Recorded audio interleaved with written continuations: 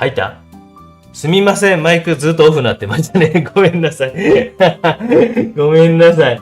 いやー、だらだらとジャイアンツの話をしてたんですけどね。あれ、マイクオフ。あれね、ごめんなさいね。3分ぐらいオフでしたね。すみません。もう皆さん。マイク入ってません。5分ぐらいね、7分ぐらいずっとこう、虫の話と野球の話をしていたんですけど、もうすんのめんどくさいのでやりませんが。今ね、朝から弟が、今なんや、あれを捕まえて、来てですね、今、蝶々。それを、あれの中にぶち込んでいいかということを言いに来ました。カマキリ5点を作りましてですね。はい。ごめんなさいね。オフなってないでしょ。なんでやろうね。なんでやねんっていう。すみません。頭冒頭5分ばかりオフになっておりました。で、これが、あれですね。青筋、上げ葉、縦葉、青筋。これね、ちゃんとこう、触覚もありますもんね。入りましたのりおっちゃんさん、おもちさんすみません。絵描き猫さんもおはようございます。真中のよこさんもおはようございます。みちみちさん、BGM は流れてる。ごめんなさいね。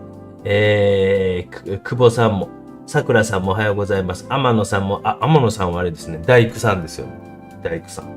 おはようございます。ゆうさん、ジャイアンツ優勝おめでとうございます。スマイルひろみさんすみません。マイク入ってませんがいっぱいですね。湘南じじいさんも、ポンさんも、おもちさんも、みちみちさんも。ごめんなさいね。なぜかわかりませんが。そこのボタンを押してないんやけど、ここにモチーフがあって、ここにあるんですよ。目の前にね。ここに。ちょっとマイクを触れてしまったのかもしれません。ねえ、今年の優勝に関しては私も非常に嬉しいですね。やっぱりね。門脇くんっていうのは誠ですしね。奈良出身なんですよ。門脇くんでショートのね。もうちょっと打率が上がってくればいいですけどね。もう本当に前半悪すぎたんで。後半の方は。ただ守備がね、あれ守備だけで僕酒飲めますもんね。門脇誠ファインプレー集とか見てたら僕それだけ酒飲めます。1、2、3。形、やっぱりこう、生体賞のものですけど、若干僕は上、見下ろしみたいな状態になっているので、少しこう、私の下にある写真とは形が違いますし、位置も違います。お許しください。3色、昼寝さんもおはようございます。赤坂さんもおはようございます。LINE 送ってくれた。ごめん。スマホ、充電に午後も、また今日虫取りに行かなあかんから。ありがとう。すんません。あれが入ってないって言ってね。で、こういうのとかもうやっぱりもう数えんといかんのね。ブスッとこうさして。ブス。で、1、2、3、4、5、6、7、8、9やから、真ん中ぐらいにこうして、そしたらここまでが4。1、2、3、4。1、2、1、2、3、4。残りが、1、2、3、4、5みたいな感じで、こう左右対称のものみたいなのはこういうふうにこう書いて、真ん中あたりで、こうして、1、2、3、4で、1、2、3、4、5とか。ここは1、2、3とか。っていう風にね。もうなんかあれやな。なんか、なんですっけ。彼岸花でも見に行きたいけどな。どっかないかな。よいしょ。こんな感じで、蝶々とかを描くときとかは、こういうのも初めから数しっかり数えとくこと。しっかり数えておいてください。いっぺこっぺさんもおはようございます。それでこれ一回ね、外してしまうとどこにあったかわからなくなってしまうというね。あれどこやったっけ？おーよ。場所が全然違うな。こんな感じで。だいぶ違うな。なんかね、もう本当にこう、以前の、東京のジャイアンツやったらね、もう本当にお金でいろんな人を集めてきてするチーム作りやったけど、やっぱもうああやって育成で勝っていくっていうのは嬉しいですよね。やっぱね、山崎伊織くんが10勝目してほしいけどな、あと1勝。大好きなピッチャーなんですよね、ああいうコントロールのいいピッチャーはね。これも1、2、3、4、5、6。6やから半分ぐらいにしといて、1、2、3、1、2、3、1、2、3、1、2、3っていう風にね、しておくと。まあ、こういう感じでやっていきます。で、ちょっと余分な線とかは少し消しておいて、すみません、頭冒頭何分か、あれが、音が入ってませんでしたが、で、今日はちょっと透明水彩でいこうと思います。もうね、昨日アクリルやっているので、アクリルでいこうかなと思ったんですけど。で、質問遠慮なくしてください。日曜日ね、今買い物しながら見てます。笹葉さんもおはようございますと。樹液にそうそう、中心にこうビューッと集まっている雰囲気にしてみた。ということで。まあ、まず周りから描いていこうかなと思いながらも、ちょっと今、ちょっとね、ここにね、影が落ちてしまうね。ごめんなさい、もうちょっと難しいでしょ。この際に、ねえ。皆さんはなんか、あまりの好きの負けたね。あ、そうだね。先生のプリントされたグッズを、うわ、ありがとうございます。若干、ほんの少しだけなんか僕に入りそうなんで。ほんの少しだけ。ほんの少しだけね。やっぱ嬉しいね。昨日負けたんですか。なんかちょっとヤフーニュースで見てたら、なんか町田と広島戦でなんか若干のいざこざがあったんですか。なんか、スローイングのどうちゃらこうちゃら。ちゃんと見てませんけど。なんかいざこざがあったんですか。で、まあ、木の部分だけをこうちょっとこう書いていこうかなとも思うんですが、木の部分ですね。よいしょ。ビュッ、ビュッ、ビュッ、ビュッ。ビュッ、ビュッ、ビュッ。ビュッ。まあ、これ難しいかなとは思うんですけどね。例えば少しこう中の方と、まあ背景の色が近しいとことか、影で繋がっているところとか、そういったところをこう、同時にこう描いてあげたりすると。で、光っているところみたいなのは、塗り残しながら、まあちょっとこの辺がね、どういうふうに、初心者の人に説明すればいいか難しいんですけど、水を多めにね、かなり多いです。もうほぼ水みたいな感じ。水多めにして、まあ主役はやっぱカブトムシくんかクワガタくんでしょうね。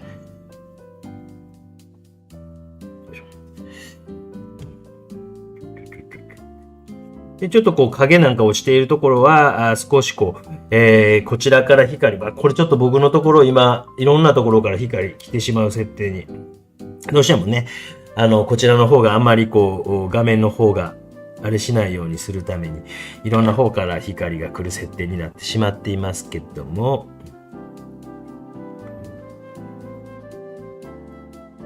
僕らはもう40年ファンやから、子供の頃気づいた時にはもうあのチームのファンやったんで、もうこんなもんね、しゃあないですよね。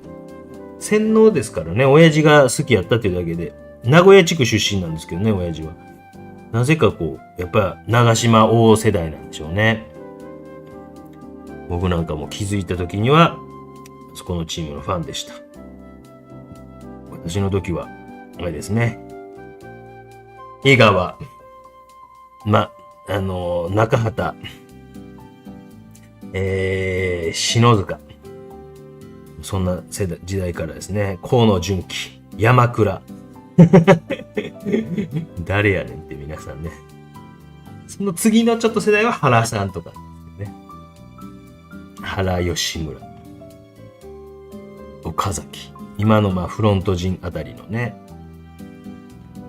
その頃からのファンですからね。もう病気ですよ。そしてその次の世代は桑田。斎藤真希。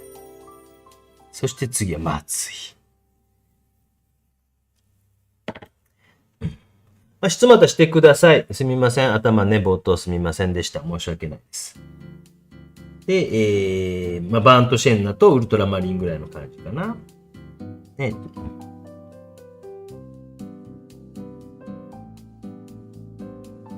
この色はね、日頃の制作とかでも結構、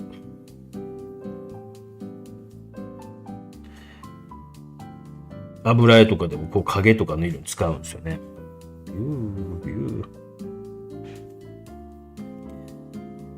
で、クワガタのこの、光っとる。これね、なんかね、まあ多分、なんかそういうこう、標本作りキットみたいな、なんかインターネットでこう調べたら売ってるんですよ。Amazon さんでね。Amazon さんで。それで、いつも買うてるんですけど、なんか多分、なんやろね、レジンとかなのかな。誰か詳しい人おらんかな。ちょっと大量に必要やから、あれを一個一個なんか買ってたら、ちょっともう予算ぶっ飛んでまうので、誰か知ってる人いたら、蘇生が書いてなくて、そういうこう標本セット、作りセットみたいなのの、あれを使っております。よいしょ。だからすっごいツヤツヤなんですよ。だからなんかこう、普通にホームセンターの何かで、なんか、みちみちさん、赤坂さんあたり、少年の心を持った、中年男性ならわかるんちゃうかな。ツヤアリニスみたいな、なんかそんなもんやと思うんやけどなぁと思うんやけど、なんかその元のものが売ってたら、もうそれ買った方がええなと思いながら。ちょっと質問待ってね。今めっちゃ大きい仕事してるからね。後で答えるか待ってね。離れたモチーフがどちゃらこうちゃらってなんか一瞬見えたけど。もうちょっと待ってね。ね。よいしょ。白いところをあれしながら塗り残しながら。よいしょ。田中一村もね、やっぱね、皆さんやっぱ、あれですね。NHK でやっぱ特集機能したんですか？なんかもうそこの前ぐらいにやり、あげやんといかんなとふと思ったんで、慌ててあげたんですけど、おそらくそれで見て、また YouTube とかで田中一村で調べる人がいるんちゃうかと思って、腹黒い作戦で行ったんですけど、ね。よいしょ。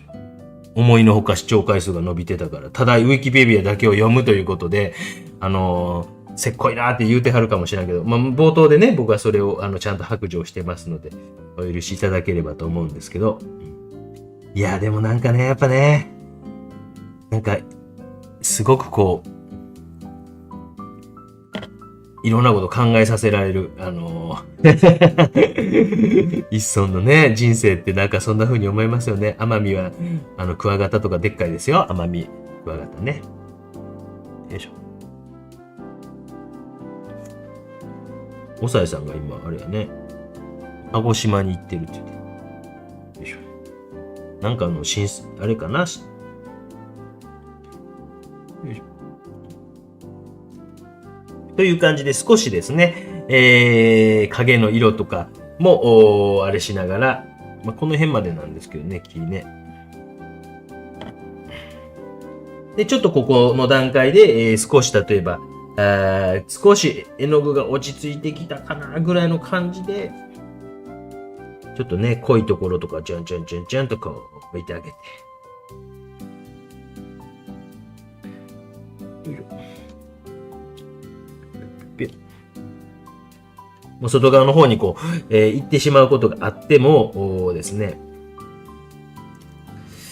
とりあえずは気にせず行ってみて、どうしてもっていう時は水気を取って、こちら側からこう、外側から、行かんといてって、あんた行かんといてって言いながらやってください。あんた、うちのこと捨てていくんかとか言いながらやってください。ね、なんのこっちゃと。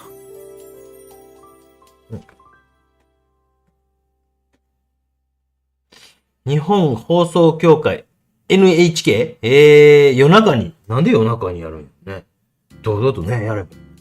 あれですかね。日曜美術館かなんかいやー、なんか、あんな作家さんやったら、なんか5時間ぐらいギャラリートークできそうな気する。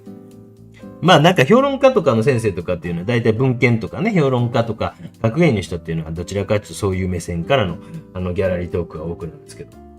絵描き目線はね、どちらかというと技法とか、まあ技法だけじゃなく構図とか、あとはなんとなくこれはこうなんちゃうかという予想を僕なんか立てながら喋るんですけどね。よいしょ。学芸員の先生が面白いって言うてくれやりますもんね。大体予想を立てて話していって、そうすると案外合ってたりするんですよ。よいしょ。日本放送協会がやってましたか。よいしょ。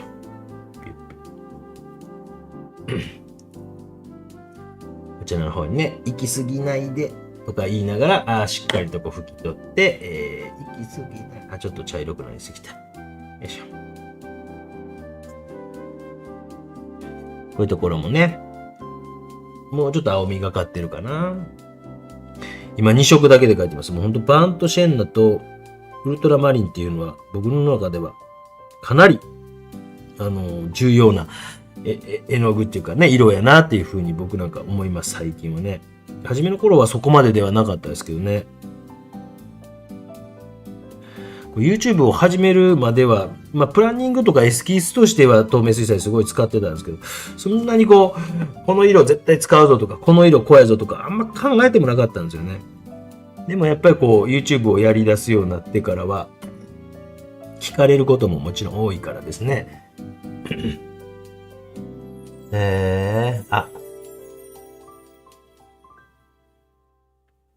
離れたモチーフを見ながら描くとき、ディティールが分かりづらいときは近づいて観察した方がいいでしょうか？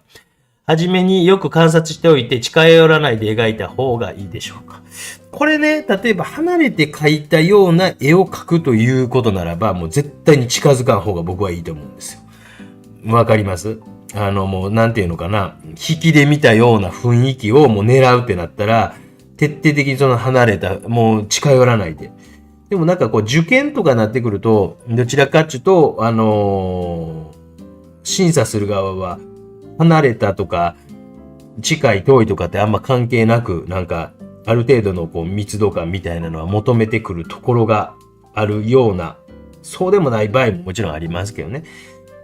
感じはするので、両方です。初めに見て、そのモチーフの形態やら何やらを理解しておいて、で、途中段階とかでも、近くに寄ってみるとかでも、これもね、っていうのを同時進行でやっていくっていうのが一般的かなと思います。でもなんか離れた雰囲気の絵っていうのを目標にするということはあってもええんやないかなと、僕なんかよく思ってますけどね。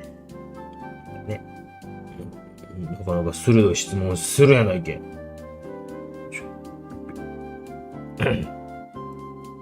シェミシャン。これ何ゼミかな。先生は色鉛筆画をどう思いますか？色鉛筆を使うことは、たまにやるけど僕苦手なんで。も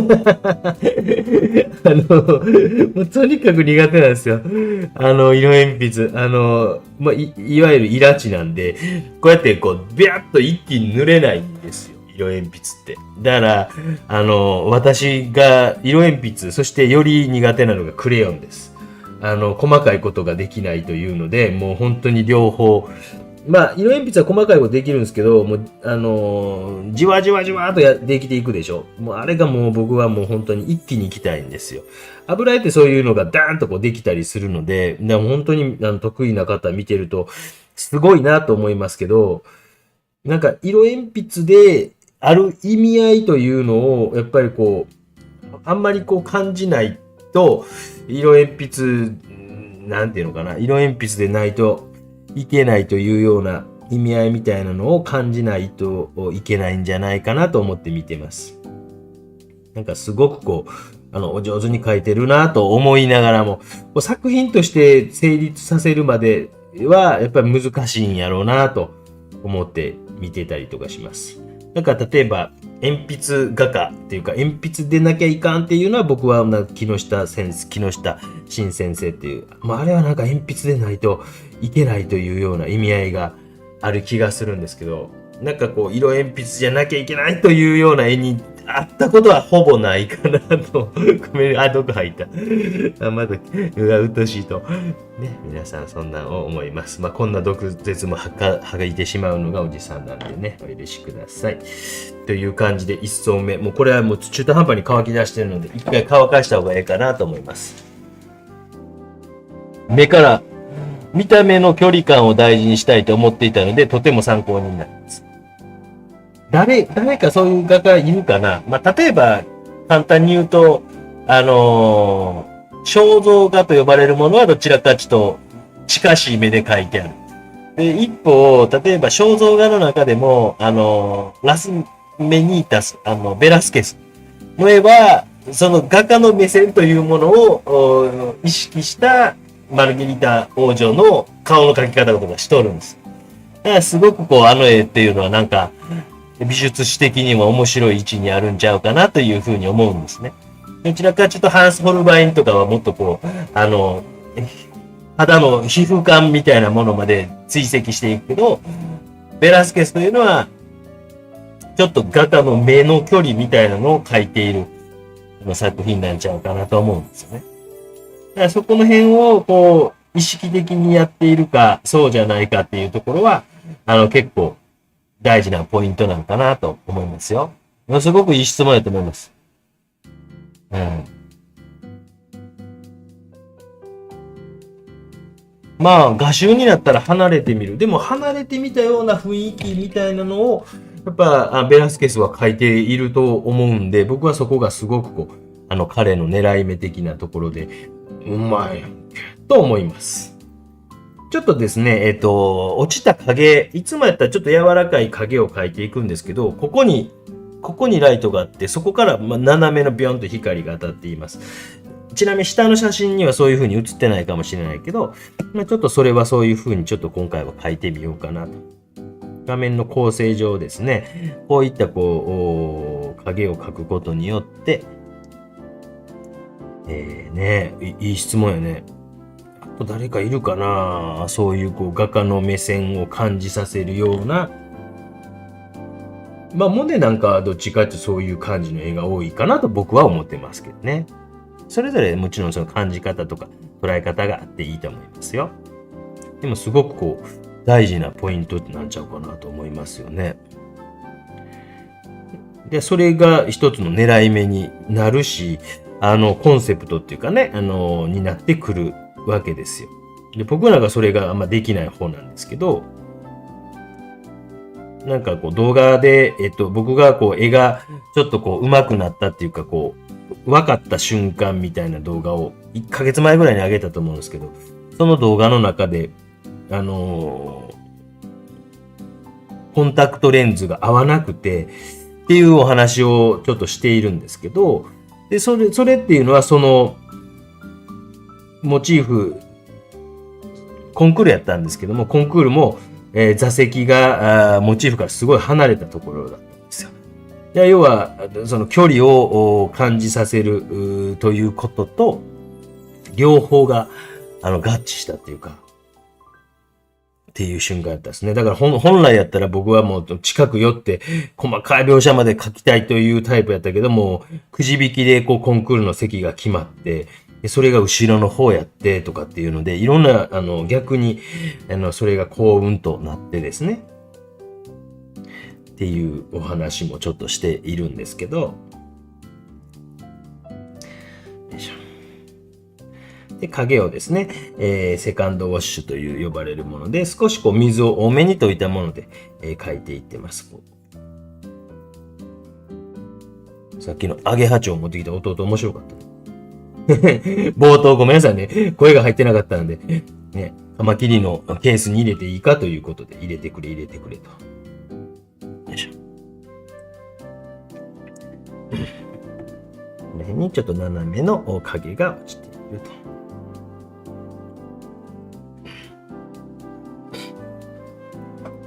ハメポンさんもコージェヌさんもおはようございます。ベラスケスが大好きなので、そういう部分に、惹かれていたのかもしれない。うん、多分それもあるかもしれないね。やっぱそういうのは、いい着眼点といい考え方だと思いますよ。よいしょ。安倍監督45歳。一道さんはいくつやったかな。中央大出身。よいしょ。今年はそういう点でなんかね、両方新人監督が、まあ、国母監督は全日本の監督もしたことあるから、ね、あれやけど。よいしょ。少しこう、落ちた影みたいなのを描いてます。飛んでる。なんかこう、アクリルやったらば、こう、あれでね、なんかこう、エアブラシかなんかで、シャーっとやろうかなと思ったんですけど、透明水彩なんて、影とかもね。で、この影も、ある程度こう、分離色であるこのバーントシェンナとあれを使いながら。よいしょ。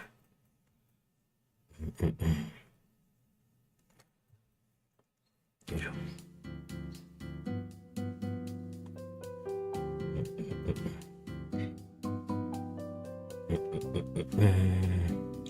いや、でもね、田中一村みたいな、まあなんかああいう人にこう、なんていうか、今、こうスポットが当たっているというか、嬉しいですけどね。まあ本当に世の中にはもう本当にもっと当たらない人もいっぱいいるんでしょうけど、もちろんね。でもなんか個展をしたいとかっていうのでお金貯めるとか、そういうことまでやってはいるんですよね。でもまあ今とは時代が違うのでこう発信するとかそういったことがね、ないからなかなかこう、ね、あれが見出せないところはあるんですけどね。よいしょ。うわー。寝て、周りは暗くしてやろう。ぶわっと。うわーっと。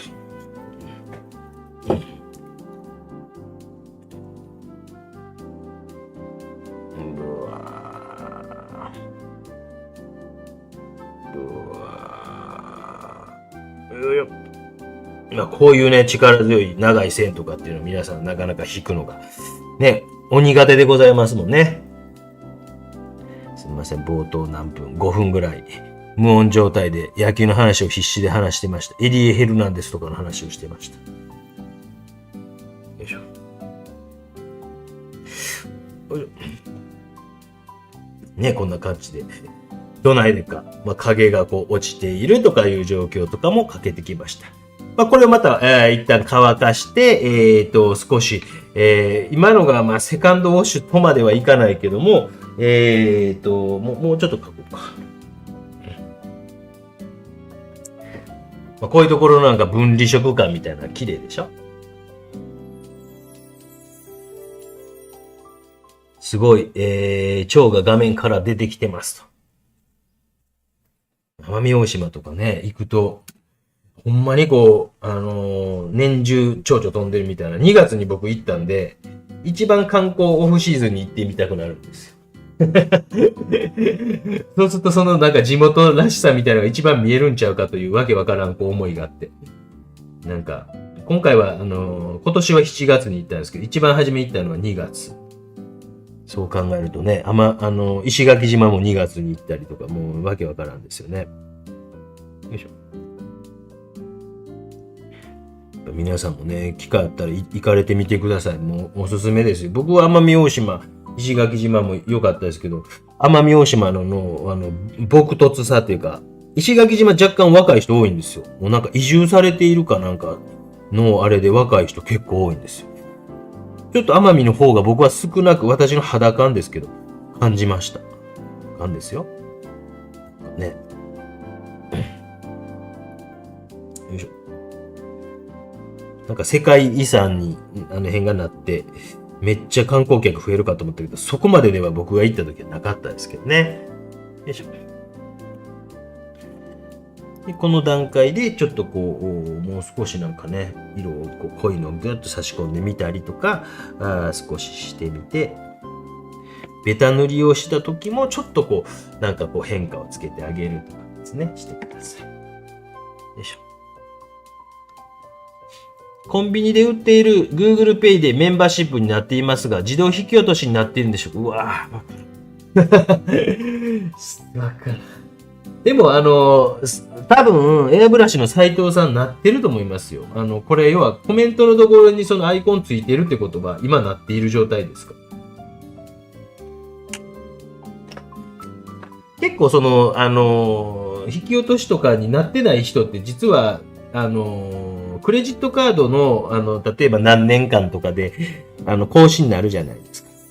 あれを、更新になった後になんかこう忘れてらっしゃるという方は実は何人かいて、まあ別にこっちも別にもうね、あんまりそこまで気にしてないのでですね。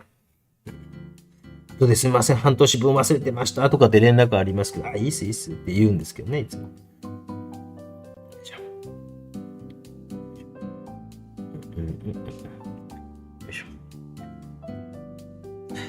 ちょっと2層目を描いていってますと。これちょっと茶色も強うて、これもなんかね、この青筋、上げ葉、縦葉、めちゃくちゃいる気がたまにあるんですよね。ちょっとこう、この中に茶色系を感じるなと思ったら少しね、こういうのよく観察することです。もうめちゃくちゃこの目の前に僕あるので。すんごい今日風強いな。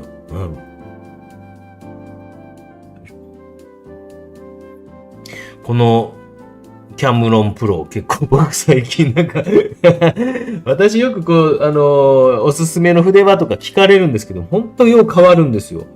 で、これ結構油絵でも使ってるんですよね。このキャムロンプロ。なんやろうな。これ僕、これを最近よう使ってて、本当にもう、私の場合は筆の種類とか変わるからですね。ずーっとこれをってなかなかないんですけど、このキャムロンプロは今最近よく使っています。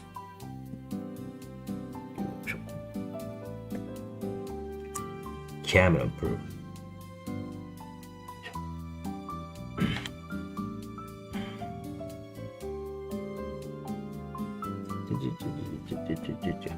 このね、なんか、青は後でまた描こうかな思ってるんですけどね。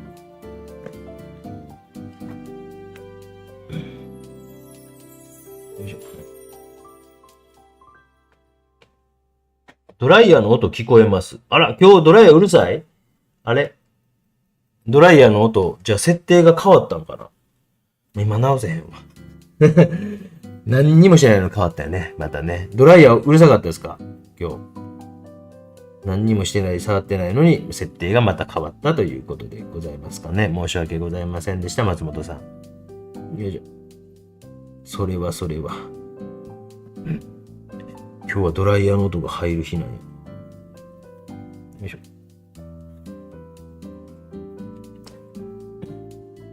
エビの標本を作りたいと思って、調べたページを見返したら、グリセリン溶液って書いてありましたが、樹脂系っていうのもあるみたいで、アクリル樹脂かもしれないね。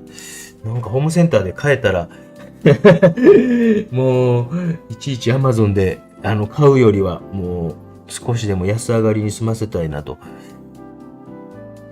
今日、あれですか、ちょっとドライヤーの音入ってますかね？申し訳ない。何にも設定いじってないけどね。こういうのがよくあるんですね。よ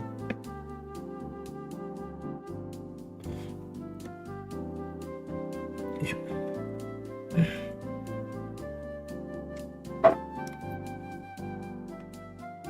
形の端なんていうのはちょっとこう、一番端なんていうのはちょっと慎重に、なってあげてほしいなというふうに思います。端とかね。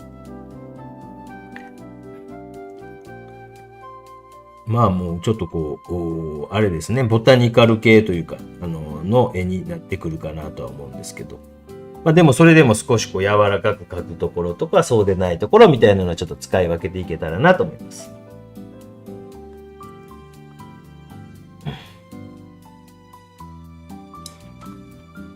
よいしょ。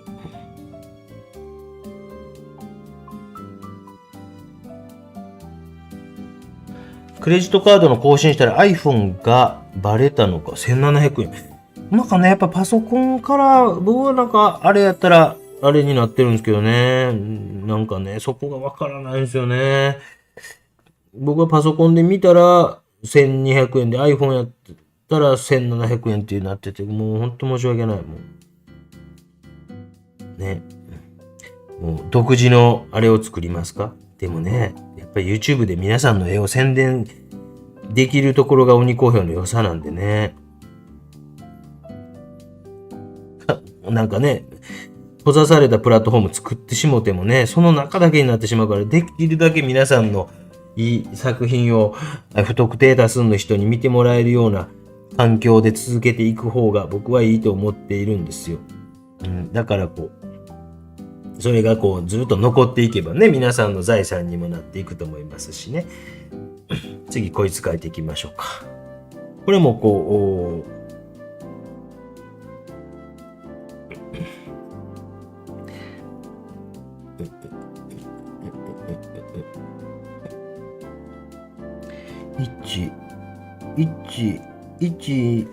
こに1があるねんな。ここに1があって、もう無資格となったらもうこういうのを覚悟して皆さんね、やらんと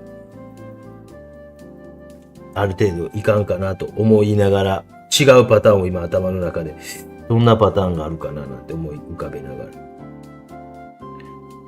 で、こうやって、こうやって、この数をね、ある程度左右対称やからですね。よいしょ。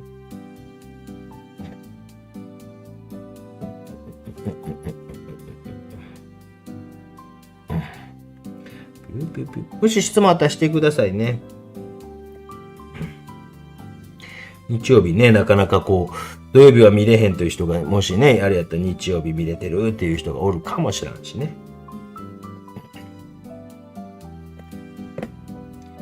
まず位置的なものをあれしながら。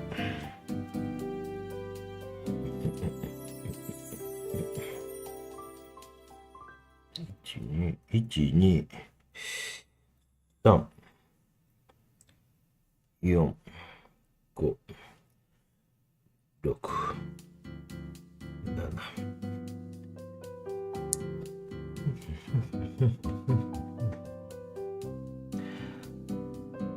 奄美は結構幸せな国で、春花水木さん。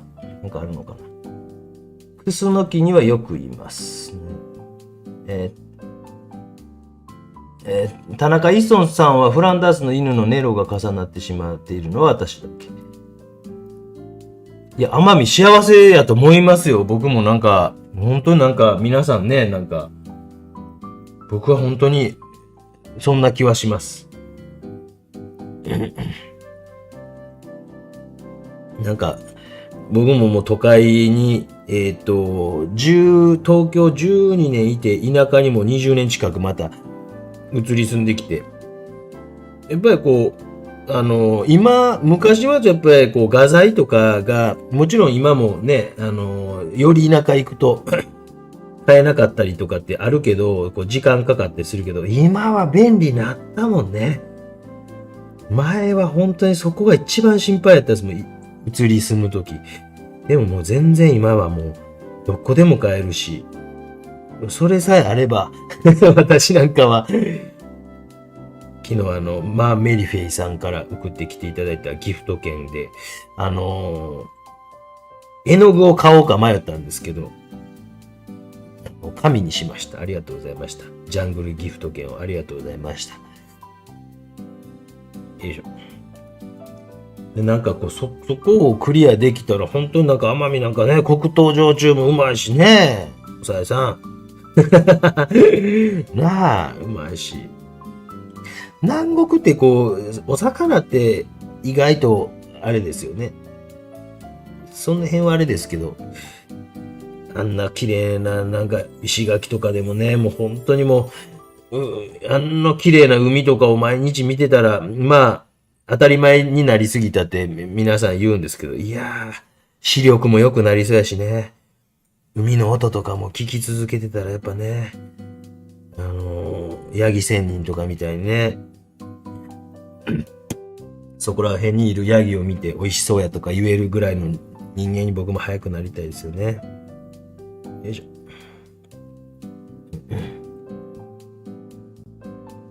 田中一村さん、あれだけの作品残してくれてる人がいたのもなんか感動で。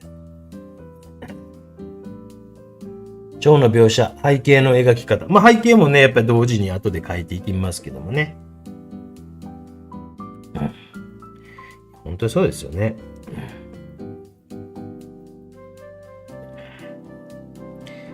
なんかこう、コメントで、作品が、亡くなった後に高くなっていっていることを彼は望んでいたんでしょうかみたいなコメントをさっきちょろっとね、もうこの配信始まる寸前に読んだんですけど、いや、喜んでると思いますよ。なんか、ね、やっぱりこう、その、生前というのはなかなか、あれだったと思うんですけど、やっぱり僕、その審査のされた東山海とね、橋本明治を知ってましたけど、でもやっぱりちらっとこう、見ても全然田中磯野僕は好きやし。だからその時代が時代でなかなか世に出る方法っていうのがね、限られていたっていうところがあって、今の時代はもっとこう、それが非常にこう、豊かになったんじゃないかなと思うんですけど、いろんな方法ができたんでね、昔と違って。よいしょ。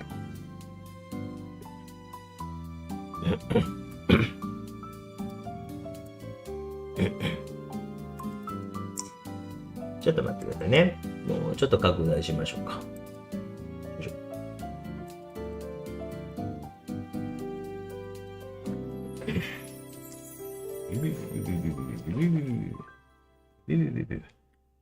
よいしょ、すみません。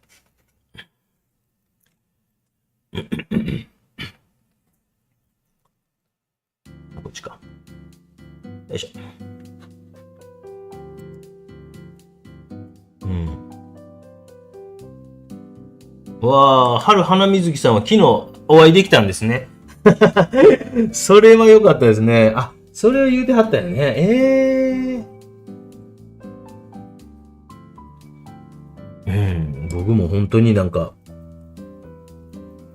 楽園やと思いますわ。なんか人間関係とかもね、僕みたいにもちょっと若干めんどくさくなってきた人にとっては、もしかして変かもしらんし。カブトムシ、つやつやです。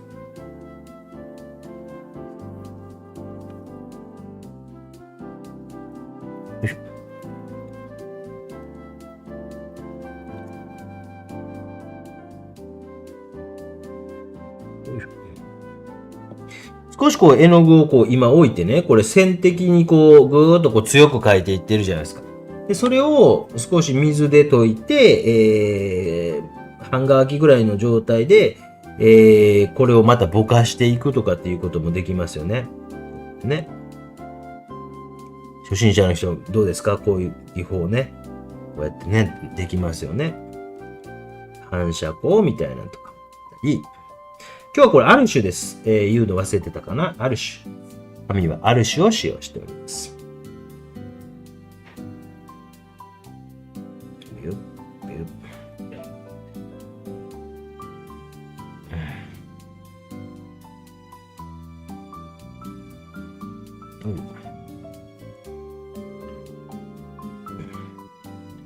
アルシュ、アルシュ。角。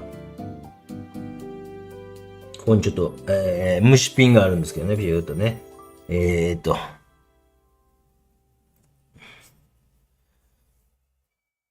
なんか、あれですかなんかの展覧会のオープニングパーティー的なやつだったんですかなんかお会いできたっていうね。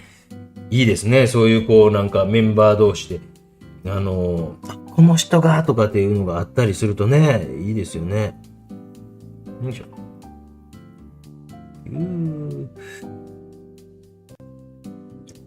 なんか黒田清輝の展覧会もやってへんかったっけねえ、鹿児島ですもんね。よいしょ。よいしょ。おさえさん、なんか連続で、あれが来るね。絵画の世界では心砕かれても生活は幸せだったと思います。畑してたら近所の人がいろいろ教えてくれたり、昔はみんな貧乏で今みたいに野菜や魚をもらうことも少なかったはずですが、分けることをしていたはずです。裕福な人がいない分、他と比べることもなく協力しているので、案外楽園って昔の島だよなとか思っちゃいます。確かにね。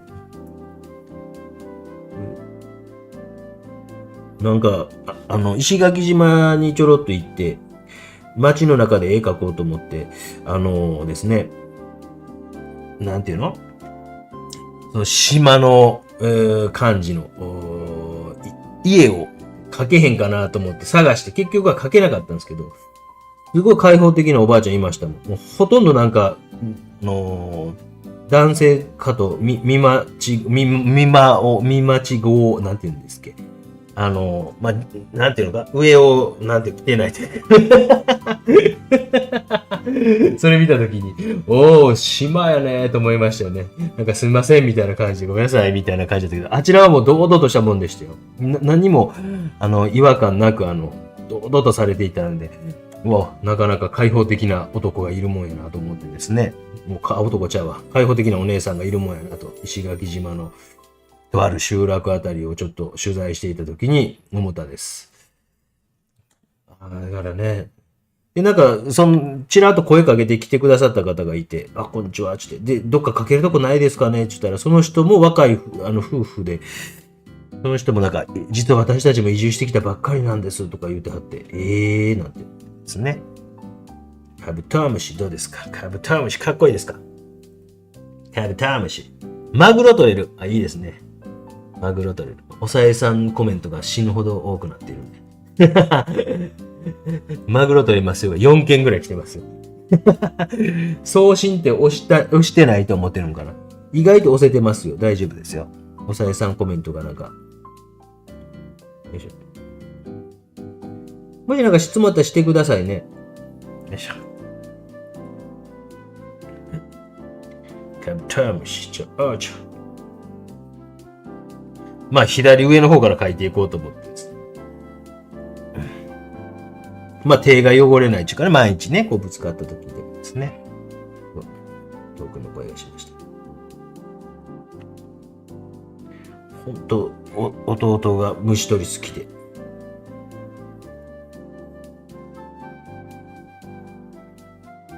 よいしょ。ちょっと濃いところはね、青とかを足した茶色だけではなくて、ほんの少し差し込んであげたりとかしています。よいしょ。よいしょ。カブトムシ。ちょっと近くにね、寄せたいけど、無理か。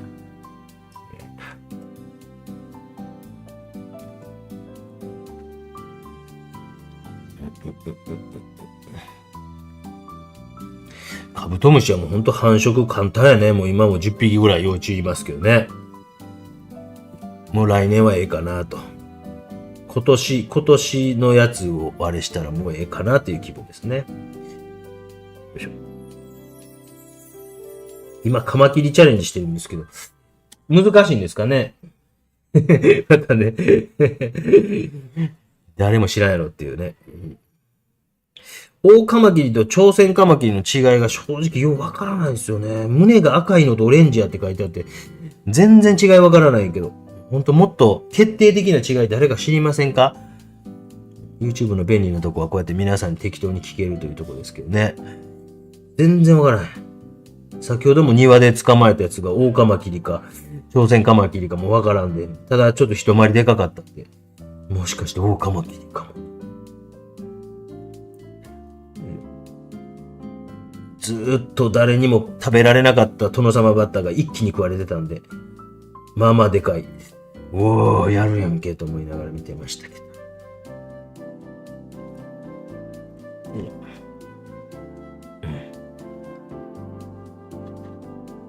いや、なんか一つなんとしてくださいね。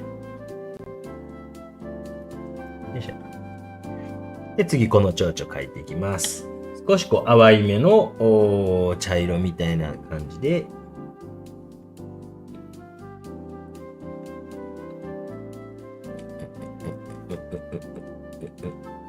で、なんかこう、濃くなってるところっていうのは、まあこういう状態で、薄くなってるところっていうのはちょっと水を入れたようなものとかで、少しこう、微妙なこうグラデーションみたいなのもつけながら、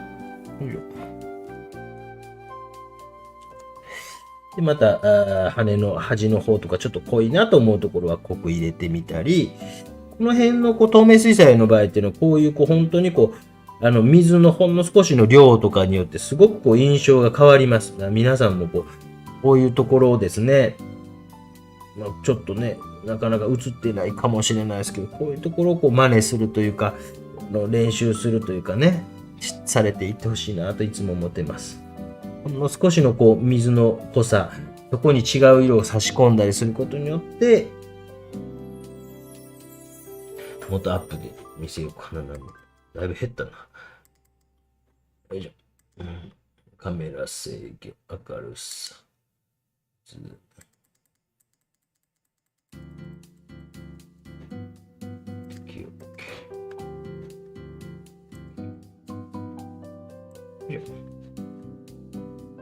いしょ。少しね。よいしょ。よいしょ。こういうところね。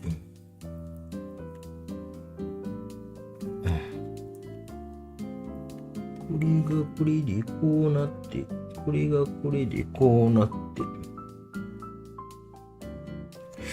このなんか、あれですね。やっぱりある種の、紙ってなかなか一回そういう作ったら、なかなか変えれないみたいですよね。もっとこういう紙を作ってほしいとかいろいろ僕らの絵描きのわがままは山ほどあるんですけど、ちょっと紙会社の人とかにも聞いてみたり、ね、大王製紙元会長のお話とか聞いてると、ね、これぐらい僕は粗い紙がおもろいんですけどね。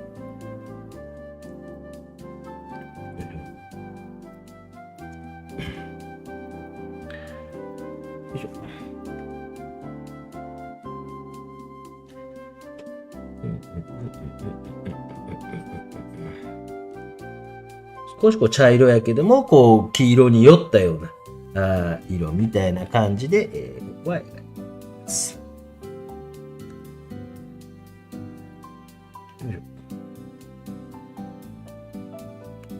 で、また、少し濃くなっているところっていうのは、少しこうして。よいしょ。もうね、本当にこんな地味な仕事をしていくしかない、のでございますけども、キリ君、クワガタ君、皆さんに。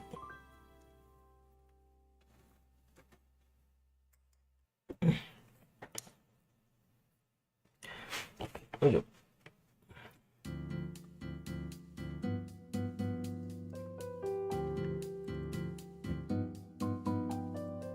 違うわ。もし何か質問あったら遠慮なくしてください。よ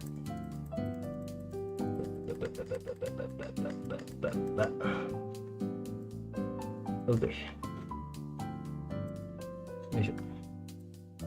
カマキリの卵やばいですよと。ね。1000匹ぐらい出てきます。それは楽しみや。昨日画材店に行ったら11月からキャンバスロールと木枠などメーカーさんから2倍値上がる。ほんまに地獄やな。もう本当にもう地獄やね。もうみんなもう iPad で絵描こうか。もうなんで麻布とあれがなんで2倍も値上がりするの？ほんまに？僕はパネルやからパネルもなるんかな。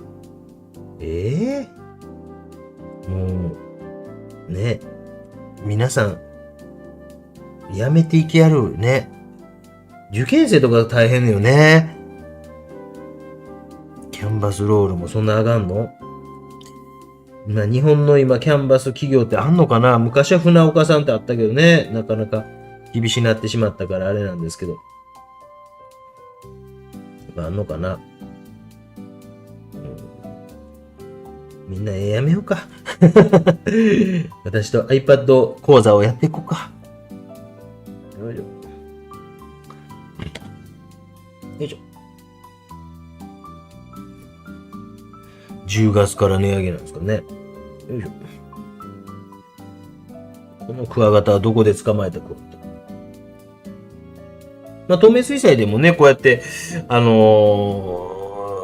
可愛らしいこう絵ができるんちゃうかなと思いますけどね。で、ちょっとまた水で多くこう薄めたような表情で描いていくとことか。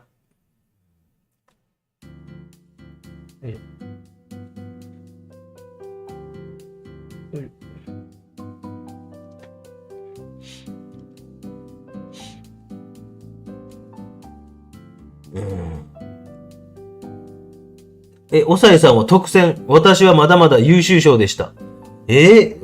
そう、特選の方が、優秀賞のがなんか上っぽく見えるんやけど、そんなことじゃないのすごいじゃないですか。特選は一番ってことなことじゃないのすごいじゃないですか。なんて言うてんの何回なのそれさえもよくわかってない。よいしょ。触覚があってね。この辺にね。この辺にこう足があって。ここ見ながら描いてますからね。ここね。皆さん、今途中から見た人、実はこれ、ちゃんとこういう風にこう、セッティングしてありますから。それをずっと見ながらさっきから描いてます。ちょっと私の下の写真とは、若干違うかなと思いますので、それはお許しください。クワガタ、つま。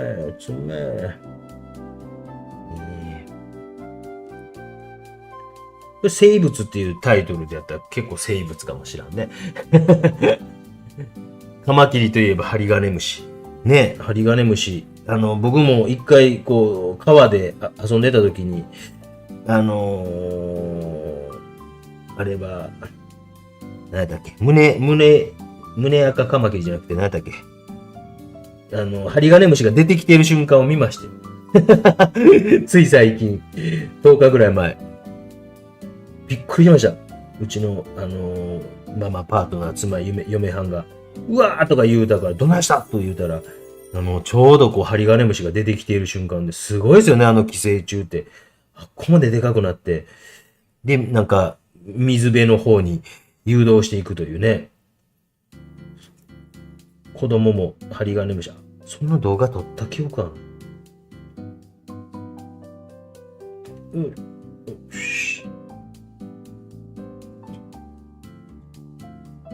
という感じで、クワガタをもうち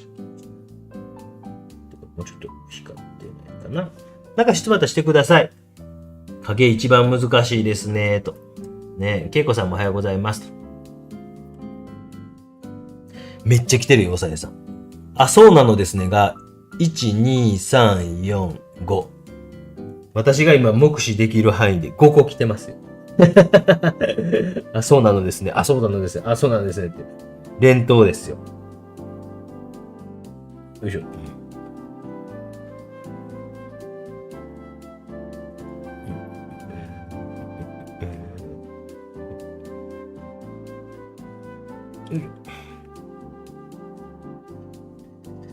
という感じで、クワガタちゃんも少し完全ではないですけど描けました。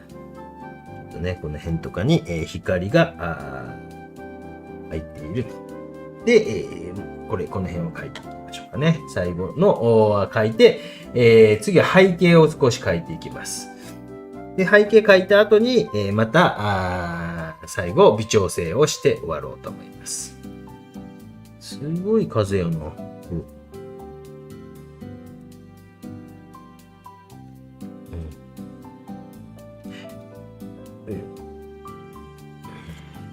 で、次はこのセミちゃんを描きます。虫嫌いでしょ、ごめんなさいね。虫。ブス。喧嘩が始まりました。我が家のやかしい二人が喧嘩を始めました。結構弟がしつこくて、喧嘩が始まりました。ほっときましょう。目。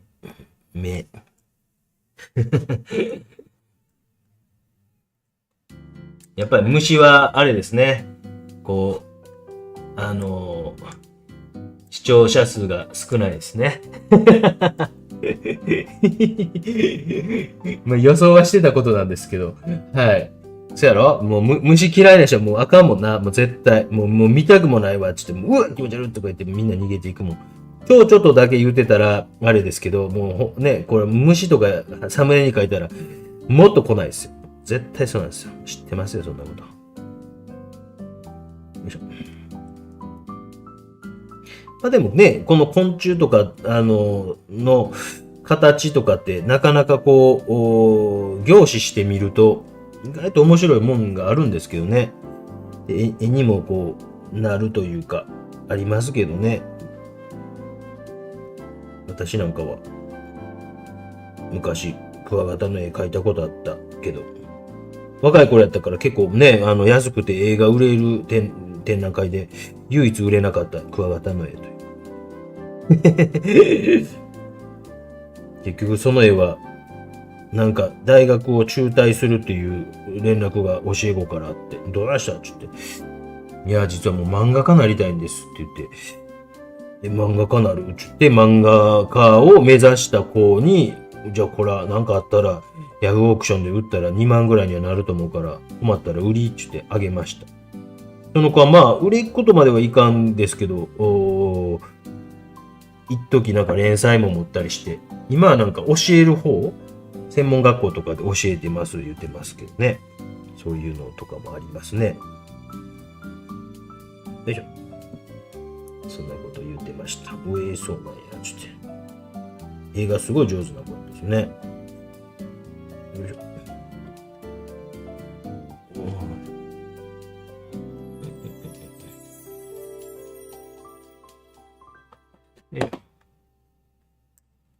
蝶の羽ね、こいつがなかなかうまくいってへんね。この辺はなんか、ぴょぴょっとやったらいきそうな気がするんやけど。やっぱ蝶々のね、まあね、1時間程度で今書いてるということでお許しくださいね。よいしょ。足がね、裏側にこうね。でちょっとですね、木の木目とかを少し、書いていきながら、全部ではなくね、書いていきながらですね、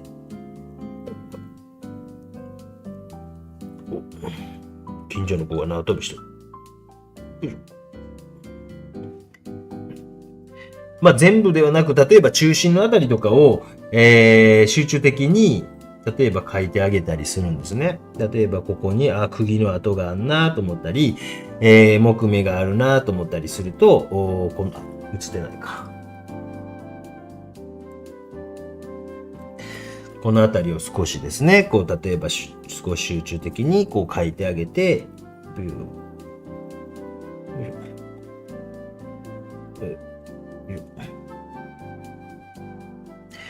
例えばなんか絵の具の汚れみたいなのがあるなぁ思ったら、そういうところはなんか絵の具の汚れみたいな感じに、塗り残してあげたりとかして、やってあげたり。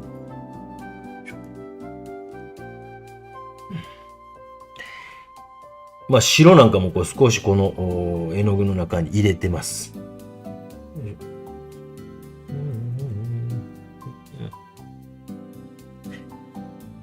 全部書くとね、大変やから少しこう部分的にこう書いてあげたり。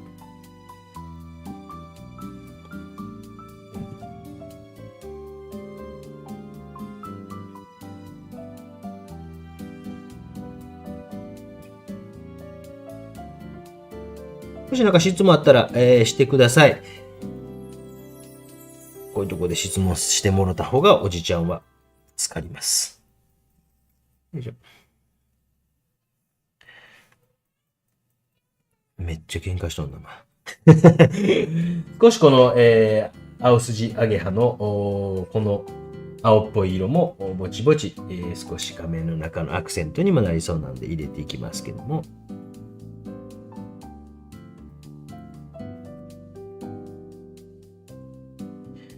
少し時間が経ったのか、色が少しなんか、ね、クワガタめちゃくちゃイケメンでしょ、一平コッペさん。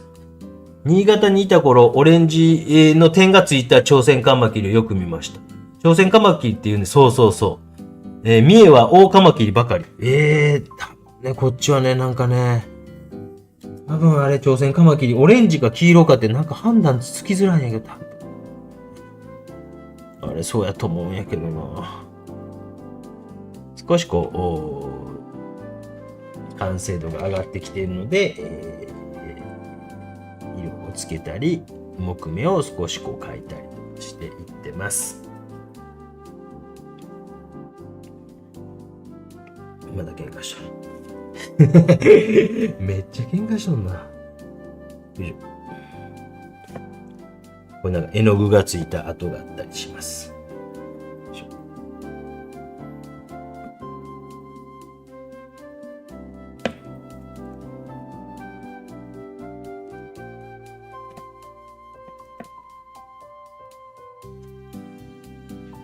例えばこのね、中央ラインのあたりだけは、ある程度木目を描いてあげようかなとかって、こう全部描いてしまうとこ大変なんで、まずこう流れをこう作るとかっていうこととかですね、してみてもいいかもしれません。めちゃくちゃ減ったね。ね、めちゃくちゃ減った。60何人ですよ。ね。80何歩まで行ったのね。話も面白くなかった。やっぱ野球の話とか、やっぱ1ミリもしたらあかんねやろね、やっぱね。よいしょ。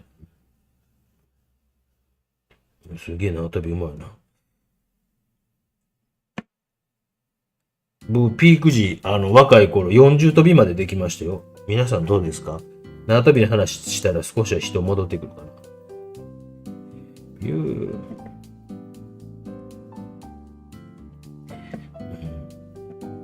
カマキリってでしょ。ここにもなんか絵の具がついとんね。ここにも少し絵の具ついとんね。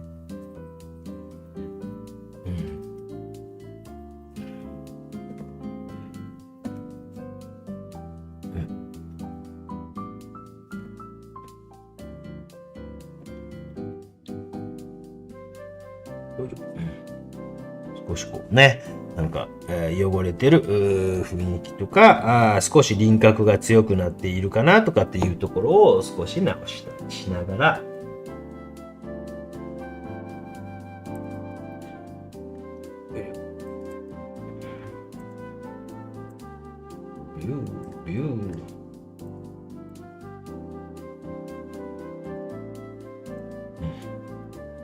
個展楽しみです。個展ね。いつやったっけ11月やったっけ。よいしょ。木目もね、どうやって描くんですかみたいなね、感じかもしれませんけど。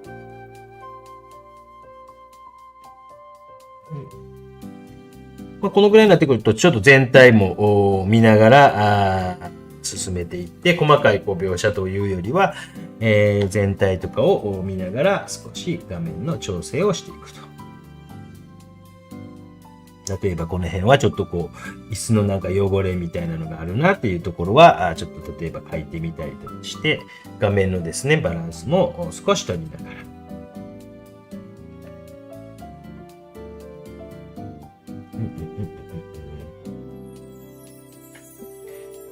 ら。絵作りと呼ばれるようなことですね。11時半に終わると約束してたのにしまった。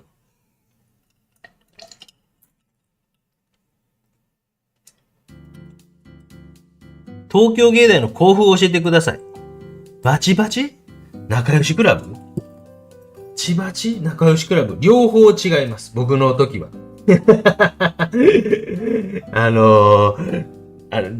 みんな全然違うので、バチバチではないけど、みんな干渉し合わないというような雰囲気やったんちゃうかなと僕は思いますけどね。なんとなくこう入った時には、ちょっとバチバチ感は初めあるんですよ。なんていうの？どこの予備校から来たのみたいなので、若干こう僕らの時はね、もう今から30年ぐらい前の話ですけど、でも、時が経つにつれて、もうみんな全然違う方向に向いていくので、全然こう両方違うんちゃうかな。両方真逆というか、そんな感じがしますけどね。やっぱり公募より古典がいいでしょうか。その松本さんのちょっと考え方自体が、極端すぎるところがあって、二者択一ではないはずなんですよ。で、どう言ったらいいかな。別に、古典もやりながら公募もやったりとか、まあ、発表しないというよりは発表していった方がいいと思うので、僕は両方二つを同時並行でやっていけばいいと。なんか今日もなんかね、なんかのとこでのコメント見てたら、これだけって考えがちなところがあって、見てるとね、いやいや、これはこういうことで、これはこういうこともあり得るというような考え方をしていかないと、もう二者択一で物事を考えていくんじゃなくて、ここのこういうところはこれ良くて、ここのところは、自分にはこうやなとかっていう風な考え方をぜひされていってみてはどうでしょうか。僕は両方とも別に公募も、公募っていうのがどういう捉え方なのかがちょっとわからないんですけど、例えば、団体戦のことを言っているのか、あれが、賞レースみたいなことを言っているのか、そういうところによってもまた違うし、なんかね、その辺っていうのが、極端になりすぎないようにしないと、ですね。よいしょ。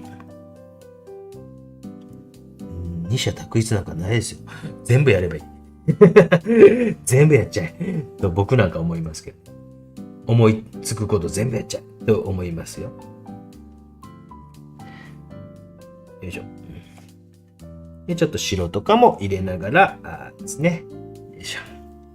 画面の中で、全体で、進みながら、ですね。やっと電波復活。今頃ライブ配信のお知らせが来ました。出遅れました。嘘。なんでやろうね。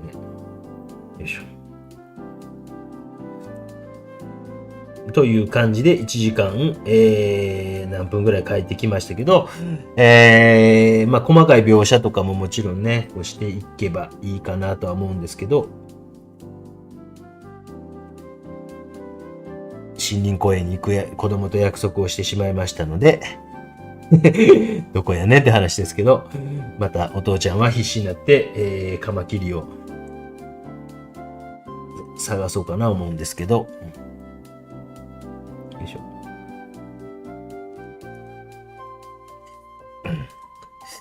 ちょっと木目とかね、あれやね、周りをちょっと強くしたのが失敗したかな、なんかね。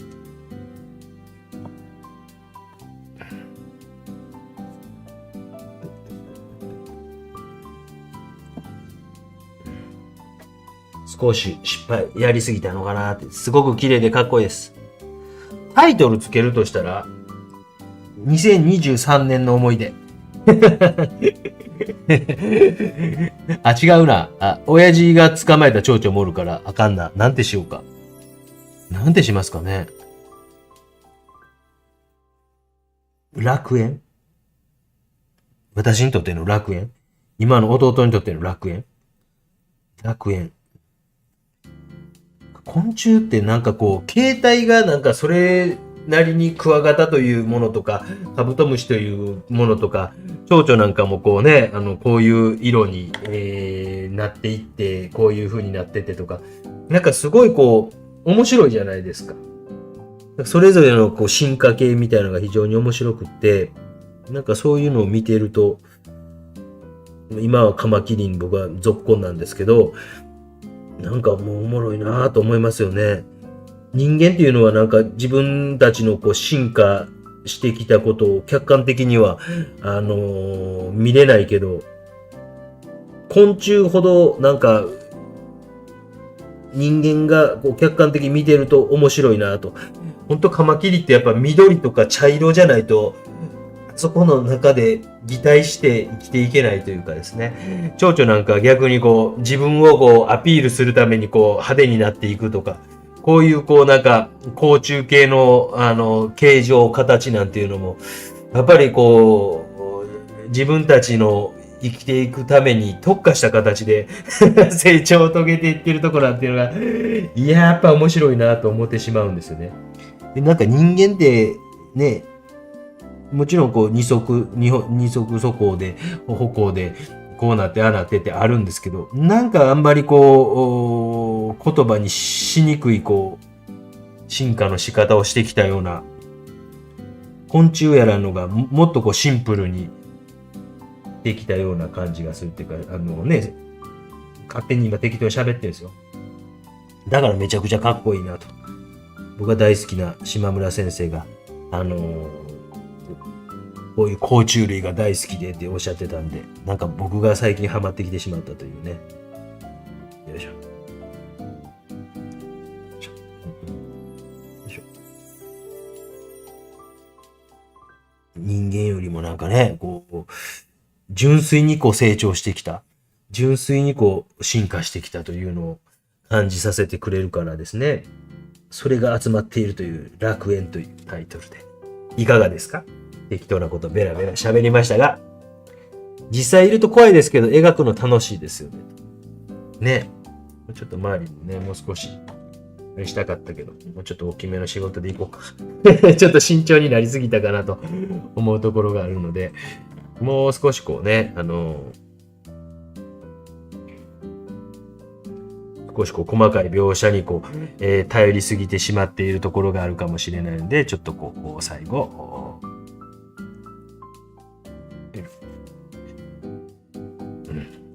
楽園というタイトルで、描きました。リクエストにお答えした形です。もしなんかリクエスト本当にあったら、また、いただけたらなと思います。よいしょ。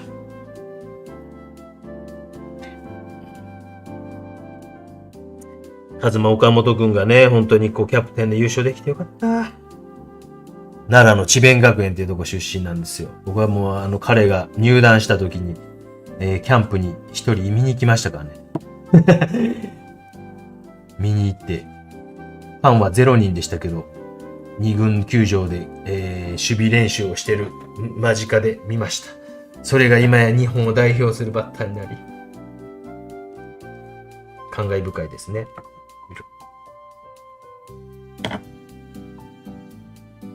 よいしょ。もう一回ドライヤーちょっとかけますけど、ドライヤーの音入るかな？しっかり入ってたらごめんなさい。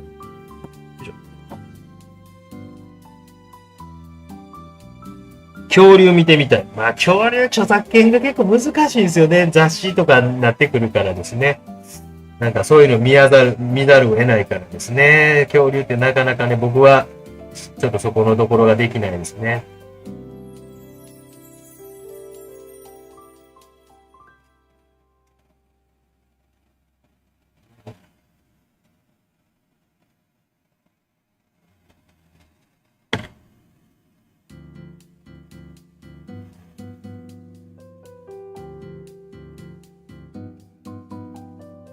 よりこう真ん中に集中的に集まっているような雰囲気を出すために少し周りを汚してみたりします。